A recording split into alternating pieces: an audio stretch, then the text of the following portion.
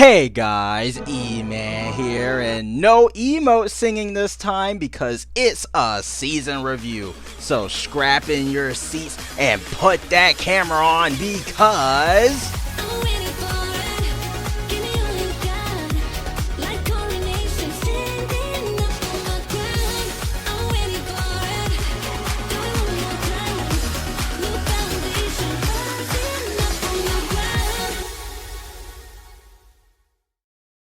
Last time in Fortnite, we saved Onishima from the dark presence by summoning anyone and everyone across all realities, including kaijus, virtual idols, galactic ships, a giant donut-eating dad, and much more.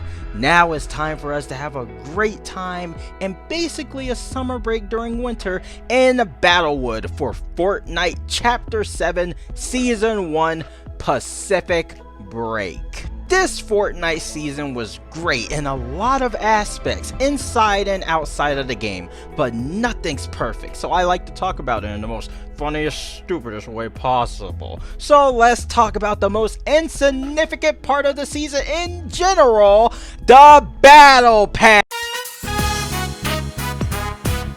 The Bribe. I never really watched Kill Bill, so I did not get that much enjoyment out of her set, but I do like that second edit style though. Cat Holloway. I will probably never use this skin at all, but at least the emote's pretty damn good. Kingston. He's the furry bait of the past, and I usually never use these skins, but the entire set I would actually use, like the emote and the glider, even the back bling. So while the skin isn't for me, it's pretty good. Carter Wu. I have no interest in this skin at all. It is not a skin for me. Carlina. She would be my favorite skin in the past if the next skin did not exist, but her entire set is awesome and I just love skater girls in general, so you know me, I'm going to eat this up, boy. Marty McFly. Back to the Future is one of my favorite movies of all time, so getting a Back to the Future collab is just beautiful for me. So I'm happy him and Dog Brown is in this game.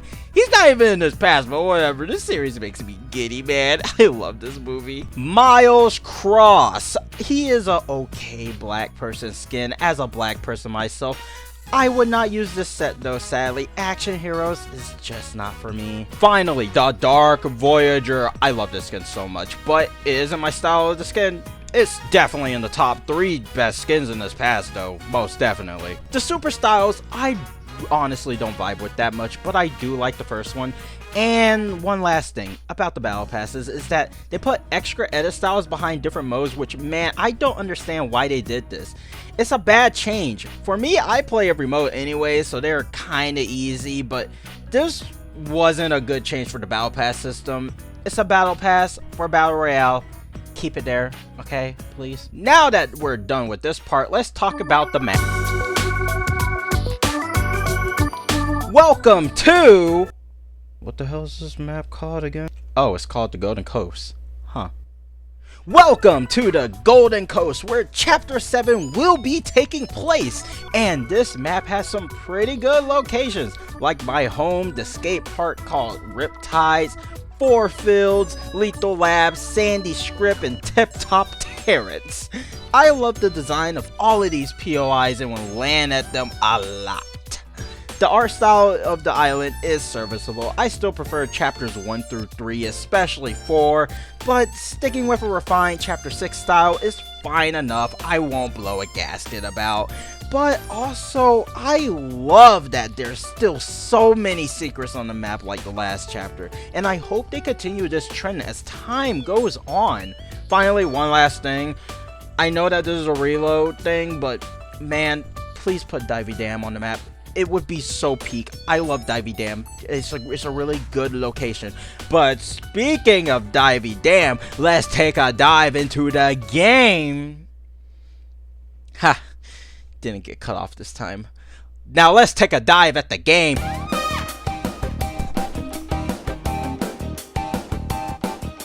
Since it's a new chapter, that means we have to throw out exactly 28% of the gameplay from the last chapters and change it up a bit, because why not? Gone with the boons, gone with the OXR and hero ranks, gone with keeping your gold every match, and thank Christ for this one, gone with the medallions for the most part for good. Ding dong, the witch is dead. Ding dong, the witch is... This season is like the Simpsons season, where we're basically back to basics, but it's a bit more modernized with its great direction to go. I like more simpler gameplay anyways. The way to get onto the map is actually different for the first time, which is not through the battle bus since it got destroyed at the start of the season, but repair it later, we'll get back to that. Now everyone's gone surfing right in the USA. Everybody was... When the game decides that you need to shred a wave, it will pick a predetermined corner on the map for you to start surfing on, meaning that you are not able to access the entirety of the map each game. This was a very controversial change on Epic Games' part, and I agree that it should not be the exact way for this to be handled, but I do love the theatrics, and man does it make me explore parts of the map that I really don't go to often. I think the system we have now, where it sometimes picks it and sometimes doesn't, is a very nice change of pace. I hope to God this doesn't get removed next season. Now that we're finished surfing and we're on the ground of the island, let's talk about the gunplay, which I'm not going to talk specifically about every single gun and every single damage percentage and how viable it is to headshot somebody with this gun instead of that gun, but I will talk about the gameplay in a more general sense because I'm not a nerd about Fortnite gunplay. I'm a nerd about Persona 4 damage percentage. My main problem with modern Fortnite gunplay is still here, and it's the red dot ARs being in the same loot pool as non-red dot ARs. I could go on and on and on about why this is such a bad idea, but it all just boils down to red dots are automatically going to be the best part of the loot pool no matter what. Like, I love the hammer AR, but if the Deadeye's in the loot pool, then what's the point of using it? And it's like Epic Games doesn't get this, because their solution to this is just adding more red dot ARs to the loot pool. That doesn't fix the problem, it just makes it worse. I won't harp on this for too long, but just know that I hate it and I hope it changes next season. Honestly, everything else, there's not that much to talk about because I don't really have that many problems with it. Like, for example, shotguns. I like the twin hammer. You're not going to get me to like any kind of pump shotgun, but they are solid on their own right if you do like them. For SMGs, wow, there's a red dot in the SMG loot pool. It kind of feels more balanced than the AR, but I guess I'm personally am in the camp of no red dots or all red dots.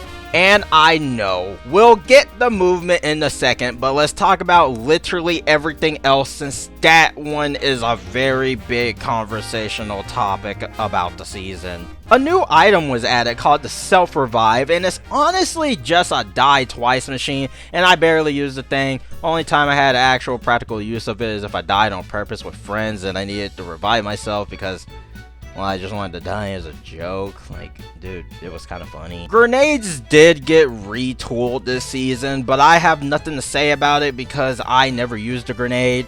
The Kill Bill collab got a sword weapon. It's honestly pretty balanced. I didn't really care that much for it, so I didn't really go out of my way to use it that much. The arc lightning gun is straight up just a bot destroyer, or it's just a really funny weapon to use. Rift anomalies now exist, and they're honestly pretty fun. Sometimes they drop supply crates or make every single thing that you destroy gold, or even bring back original Fortnite guns into the loot pool for a little bit. It's just a great change of pace.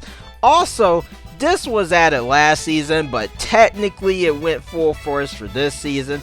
We now have storm circle types. Sometimes they can be triangles, squares, Christmas trees, or biblically accurate angel. Okay, post eman here, I completely forgot to mention bosses. Yeah, you can turn into bosses. This is one of the most useless features. I have absolutely nothing to say about it. I only did it once. Yeah, back to the video. There was way more stuff added in the middle of this season, but there was one thing that was controversial that honestly needs to have its own section, and that is the moo. Okay, it didn't cut me off. Maybe if I say it slow, it won't cut me off. The movement.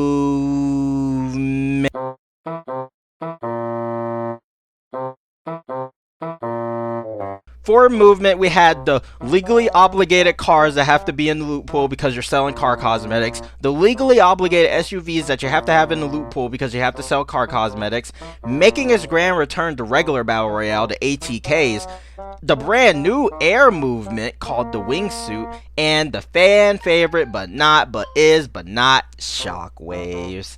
Shockwaves was a hot button topic within the Fortnite community this season, being spearheaded by the one and only Nick Your Band from My Customs 830. Now you might be wondering, E-Man, what are your opinions on shockwaves? Look man, I hate run jacks and I feel like shockwaves should be removed, but not to be replaced with crash pads of all things. Also, I just want to point out, Epic Games, when you edit the stats for something, it affects all game modes that something is in. Like, you guys edit the stack size for the shockwaves in regular BR, but you know that affect reload as well, right? Don't touch reload, that's my baby. And the last question you might be asking is, do I believe that Nick Your Band from My Customs 830 basically removed them? While Ted from Ted says that he didn't, it's obvious that the choice was influenced by him. We've been yelling about this for years and now you take action. It's kind of crazy, dog, I won't lie. Honestly though, when they removed shockwaves, the movement was so slow in the game, and I genuinely hated that period because crash pads literally could not even be found at all. Eventually we did get shockwaves back, and yeah, I will admit I prefer them to be in the loot pool, but there has to be a way to counteract run jacks in this game. This whole topic about the way Fortnite handles movement can be in its own separate video, so I don't feel like going too knee deep into the topic because it will take a while. So let's just move along to... Man, I really don't want to get cut off. Ella, can you say it? Then let's get on with the update.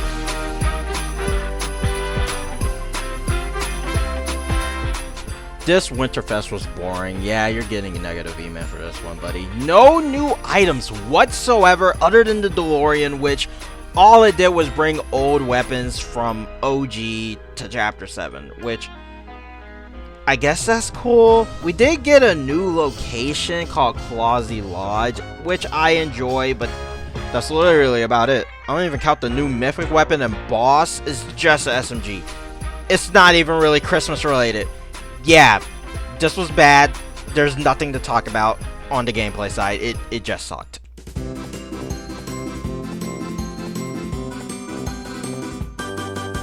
This was the only update that happened during the month of January, and it brought South Park to the Battle Royale island. We got a brand new mythic item called the Stick of Truth, which forced the storm to come to you. Most people, including myself, use this in the water because we thought it was really funny.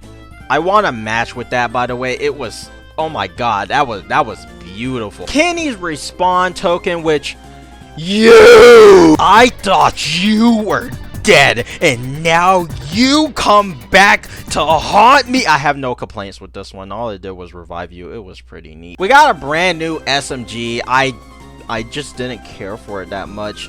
A new healing item based on South Park called the Cheesy Poofs, the Stealth Splash, which is useless, and the introduction of 5-player squad lobbies that got removed by the end of the month. We already talked about the whole Shockwaves debacle, so I'll skip over that because we got a brand new POI, which was Cartman Land, but you could actually go there! It was a reskin of Wonky Land, but it was a fun location though. Also, the DeLorean got vaulted.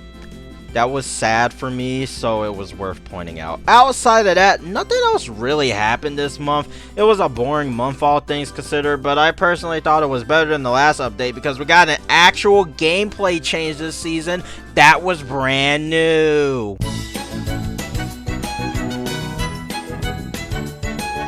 Now, this update was chef's kiss, man. Hats off to the team for pulling this one off. On the Unvaulted side, we got the K-pop Demon Hunter items back, self-revive back, the MK7 assault rifle, the crossbow, and the Wings of Icarus from Chapter 5 Season 2, with a brand new Flowberry Mist Grenade, which was awesome, and a lock-on AR, which I haven't even experienced yet. Seriously, I have no input on this gun whatsoever. I have never seen someone use it, or I have never encountered it in my entire life. The storm was also changed to be pink all month, and power hours were every weekend as well. I forgot to talk about power hour. A Fortnite power hour is an hour during a weekend where Battle Royale changes. The only reason why I didn't mention it is because I forgot, and the ones prior to this month were boring anyways. But this one is special though, because it gave you all self-revives, a one-shot kill crossbow if you headshot, and friend bubbles from Delulu came in as well. It was so fun. Also, starting from the first power hour, now when you shoot the Dark Harvester, I will get to you later, it actually gets pissed and kills you. Now that's the Fortnite wackiness I love personally. We got a content update that added the bush and removed the grenades. The power hours were changed to give the lightning gun, and the K-pop Demon Hunters items got removed. Also, the DeLorean made its grand comeback. Yay. Overall, this month of Fortnite was really fun, and that's how you keep a Battle Royale season poppin'. And just like that, that was the last update of the season.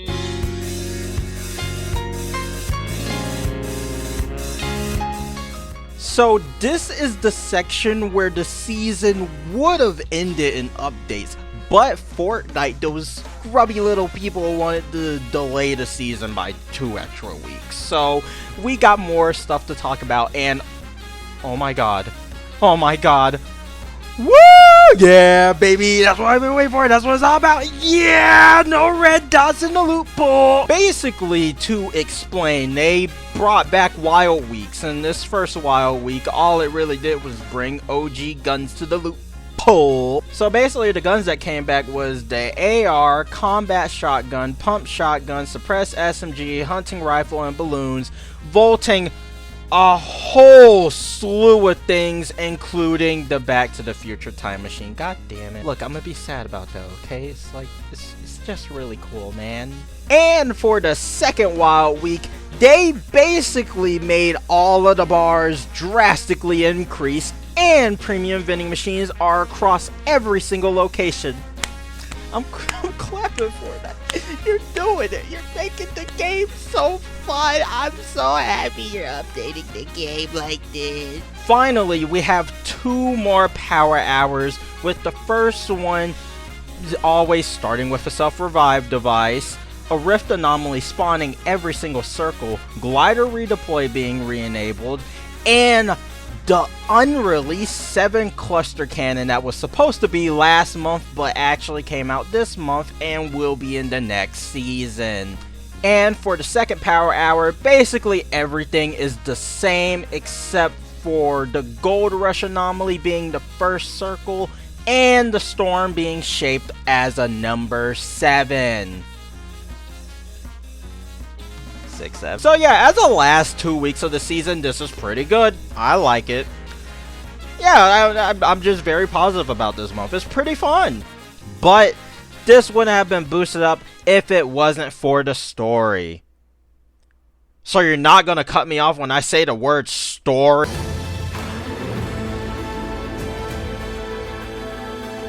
The story this season, man. Where do I even begin?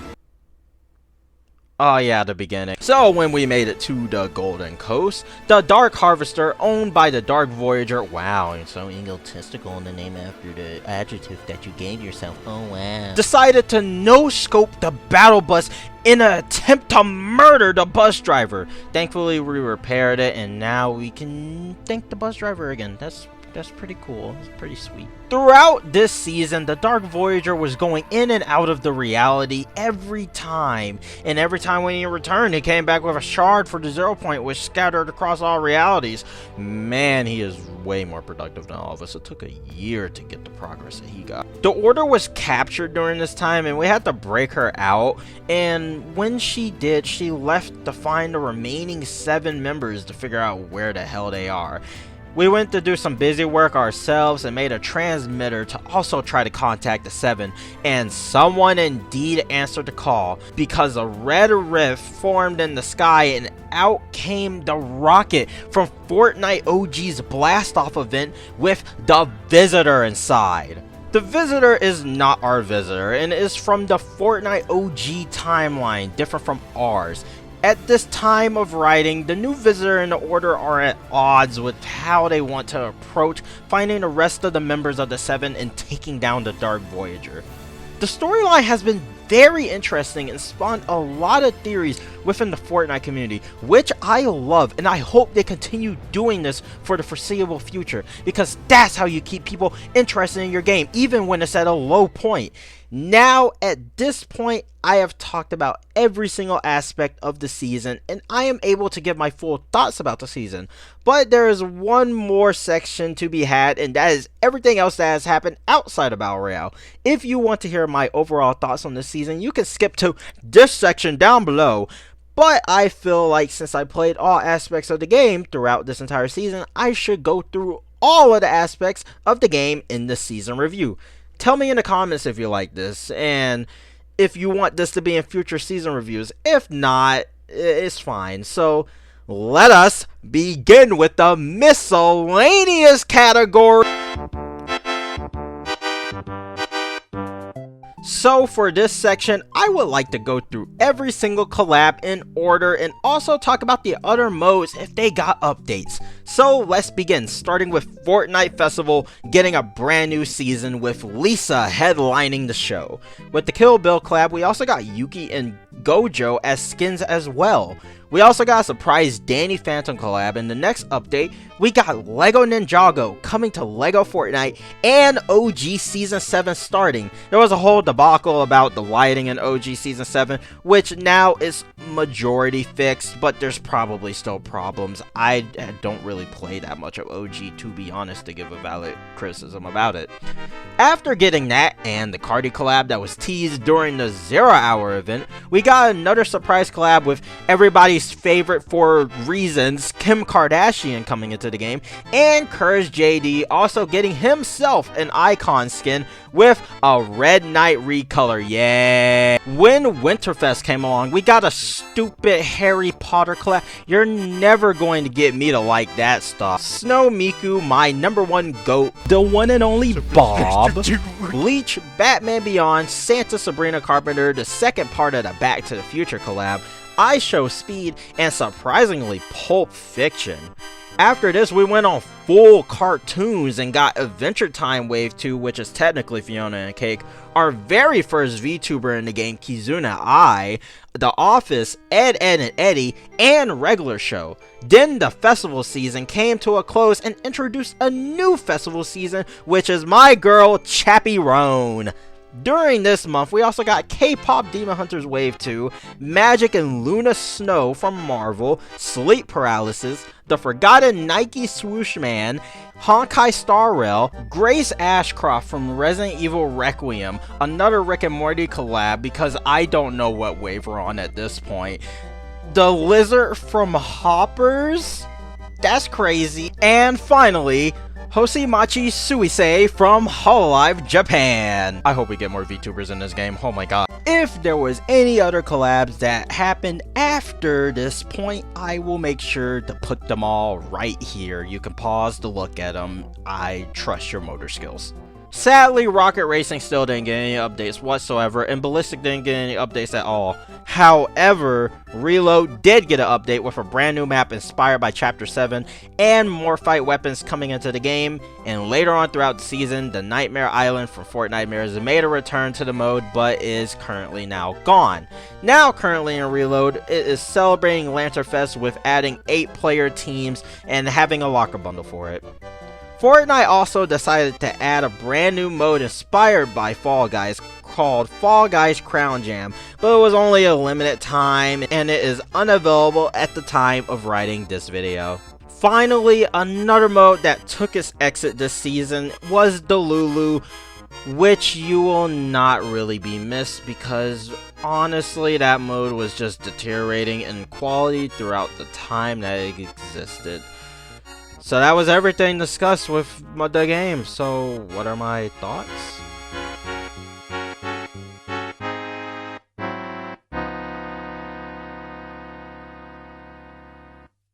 Overall, I think Chapter 7 Season 1 is a great start. It kept my attention throughout the entirety of it, and while yes, there has been some loophole changes that I disagree with, and the amount of content updates were spare, I think the core game in this chapter's launch was great, and it held me off throughout the entirety of it. I don't hate this season whatsoever, and it's not one of my favorite seasons of all time, but it's a pretty solid season in my personal opinion, and who doesn't like things pretty solid? Chapter 7 is off to a great start in every single aspect, and I'm happy that the game really did find its footing like how I thought of it in my first impressions. Our mission is to locate the foundation in the next season, but in Battle Royale terms, I think we already found it, which is why the best word to describe this season is foundation.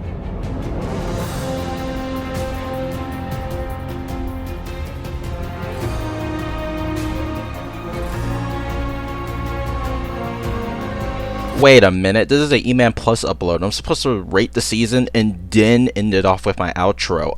It's an 8 out of 10. It's pretty good. See ya.